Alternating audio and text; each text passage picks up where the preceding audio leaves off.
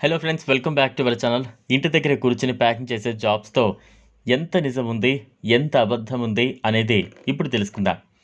ఈ ప్యాకింగ్ జాబ్స్లో కూడా చాలా మోసాలు జరుగుతూ ఉన్నాయి. కొన్ని కంపెనీస్ మాత్రమే జెన్యూన్గా జాబ్స్ అయితే ఇస్తున్నారు. ఈ ప్యాకింగ్ జాబ్స్కి అప్లై చేసే ముందు జాగ్రత్తగా ఉండండి.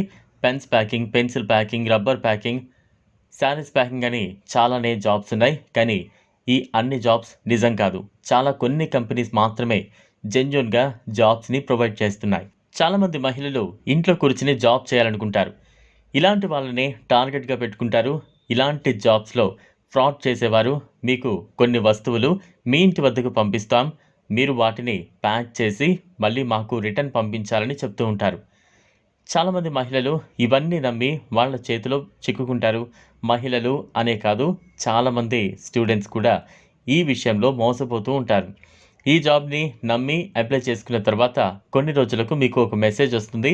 మీరు అప్లై చేసుకున్న జాబ్కి సెలెక్ట్ అయిపోయారు అని ఒక మెసేజ్ వస్తుంది. అది చూడగానే ఆనందపడిపోతారు. దీని తర్వాత మీ personal details, bank account details అంటూ మిమ్మల్ని అడుగుతూ ఉంటారు. మనం ఏమనుకుంటాం, జాబ్ ఇస్తున్నారు కదా, సెక్యూరిటీ కోసం అడుగుతున్నారేమో అని అన్ని డీటెయిల్స్ కూడా చెప్పేస్తాం. దీని తర్వాత మెల్లిగా మీరు రిజిస్ట్రేషన్ ఫీజు కట్టాలి, మేము మీ ఇంటికి సరికంతా పంపిస్తున్నాం కదా, మీరు ముందుగా మాకు కొంచెం అమౌంట్ కట్టాలి అని అడుగుతారు. ఇలాంటి విషయాల పట్ల చాలా జాగ్రత్తగా ఉండాలి. అయితే ఇప్పుడు నేను చెప్పబోయేది చాలా జెన్యూన్ కంపెనీ. స్వయంగా ఇందులో జాబ్ చేస్తున్న వారిని నేను చూశాను. ఇది మిడిల్ క్లాస్ వాళ్లకు గొప్ప అవకాశం. ఇందులో మీరు శారీస్ ప్యాక్ చేయాల్సి ఉంటుంది.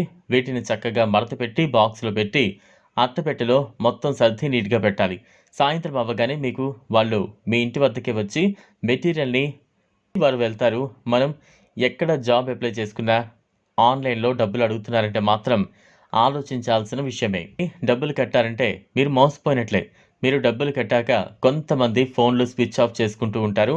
అప్పుడు మీకు అర్థమవుతుంది మోసం చేశారు అని. అందుకే ఎవరైనా మిమ్మల్ని డబ్బులు అడిగితే మాత్రం అస్సలు డబ్బులు పంపకండి. ఈ విషయం పట్ల చాలా జాగ్రత్తగా ఉండండి. ఎవరికి కూడా తొందరపడి డబ్బులు పంపించకండి. ఎవరికి కూడా personal details, ATM pin, OTP ఇవ్వకండి. డబ్బులు అడిగితే మాత్రం అస్సలు పంపించకండి. ఇటువంటి విషయాల పట్ల చాలా జాగ్రత్తగా ఉండాలి.